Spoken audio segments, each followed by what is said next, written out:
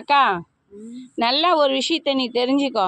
நம்ம யார் யார் மனசில் தெரியுமா அதிகமாக இருப்போம். ஐயோ அவள் நல்லா இருக்காளே நல்லா இருக்காளே நல்லா இருக்காளே. நம்மளை யார் ஒருத்தவங்க வந்துட்டு வெறுப்பை நம்ம மேலே கொட்டுறாங்களோ அவங்க மனசில் மட்டும்தான் நம்ம நிலையாக இருப்போம். புரியுதா?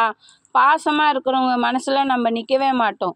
ஐயோ அவள் அப்படி இருக்கா இப்படி இருக்கா, அவளை ஏதாவது பண்ணணும்னு நினச்சிட்டே இருக்காங்க பாரு. நம்ம ஒருத்தவங்க நான் சிரிச்சனாவே மற்றவங்களுக்கு பிடிக்காது. அந்த மாதிரி ஆளுங்க நம்ம மனசில் மட்டும்தான் நம்ம எப்பவுமே வாழ்ந்துருப்போம். புரியுதா? நம்ம நல்லா இருக்கணுன்றாங்க பாரு. சே போட அவள் எங்கேயோ எங்கே இருந்தாலும் நல்லா இருந்துட்டு போட்டோம். அதை அவங்க என்றைக்காவது ஒரு நாளைக்கு தான் யோசிப்பாங்க. ஆனால் நம்ம ஐயோ அவள் அப்படி இருக்காளே பொங்கி பொறாமையில் வெந்து போகிறாங்க பாரு. அவங்க மனசில் மட்டும்தான் நம்ம நிலையாக வாழ்ந்துகிட்டே இருப்போம். புரிஞ்சுதா? நீங்கள் கொடுக்குற அசிங்கம் அவமானத்தை அதை விடவே நான் பெருசாக எதுனா சாதிக்க போகிறேன்? ஒன்றுமே நம்மளுக்கு ஒரு விஷயம் எதுவுமே தெரியாதுக்கா என்ன. ஆனால் மற்றவங்க நம்மளை பேசுகிறதுனால சரி விட அது பின்னாடியே நம்ம போயிடுவோம். நம்மளுக்கு எது தெரியாதுன்றாங்களோ அதை நம்ம தெரிய வச்சிடுவோம். மைண்டை கொண்டு வந்ததே உங்களை மாதிரி ஆளுங்க தான்.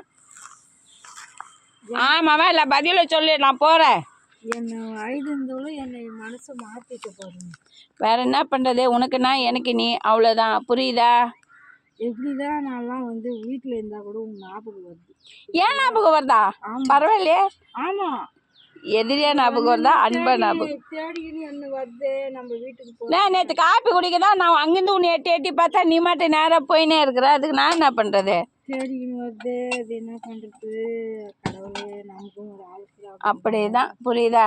நம்மளை யார் நம்மளுக்கு ஒதுக்கி வைக்கிறாங்களோ அவங்க மனசில் தான் நம்ம நிலையாக நிற்போம். புரியுதா? ஏன்னா அவங்க மட்டும்தான்க்கா நம்மளை பற்றி யோசிச்சுட்டே இருப்பாங்க. ஐயோ அவன் அப்படி பண்ணுறா இப்படி பண்ணுறா, எங்கேயோ ஓடியாரா சம்பாதிக்கிறா, ஒத்தாளாக இருக்கிறா, எல்லாத்தையும் பண்ணுறா அப்படி நினைக்கிறதுக்கு அவங்களால மட்டும்தான் முடியும். புரியுதா? அதனால் அவங்களெல்லாம் நம்ம தப்பு சொல்லக்கூடாதுக்கா. அவங்களெல்லாம் ஒரு கடவுள் நமக்கு கொடுத்த வரப்பிரசாதமாக ஏற்றுக்கணும். புரியுதா? கடவுள் அவங்க மூலியமாக தான் நம்மளுக்கு எதுவுமே தராருன்னு நம்ம நினச்சிக்கணும். அந்த பக்கம் எனக்கு வந்துச்சு. நான் கும்பிட்ற சாமி என்னை கைவிடலைப்பா. கைவிடலை. எப்படி கைவிடுவார்? அவர் தான் அடையாளத்தை காட்டுறாருல. அம்மா அவங்கள நீ ஃபாலோ பண்ணு. அவங்க உன்னை திட்டுறாங்களா, அவங்களுக்கு நீ எதனா ஒன்று பண்ணணும்னு நினைக்கிறியா, தைரியமாக இருந்து வாழ்ந்து காட்டு. அவ்வளோதான். நம்மளை அசிங்கப்படுத்துகிறவங்க அவமானப்படுத்துகிறவங்க முன்னாடி நம்மெல்லாம் அவங்களுக்கு பாராட்டு விழாவே வச்சா கூட அவங்களுக்கு 100 கோடி நன்றி சொல்லணும். தெரியுமாக்கா? ஏன்னா நம்ம அக்கா அவங்களால தான்க்கா நம்ம நல்லா இருக்கணும்னு தோணும். நம்மளாலலாம் நினச்சா நல்லா இருக்கணும்னு தோணாது. புரியுதா? யார் நம்மளை திட்டிகிட்டே இருக்காங்களோ அவங்க முன்னாடி தான் நம்ம நல்லா இருக்கணும் நம்மளுக்கே ஆசை வரும். புரியுதா? நான் அந்த மாதிரி தான் எடுத்துகிட்டு போகிறேன். சரி போ, எப்படியோ போயிட்டு போகுது. நீ நல்லா இருக்கியா? அதோடு சரி அப்போ நான் போவா?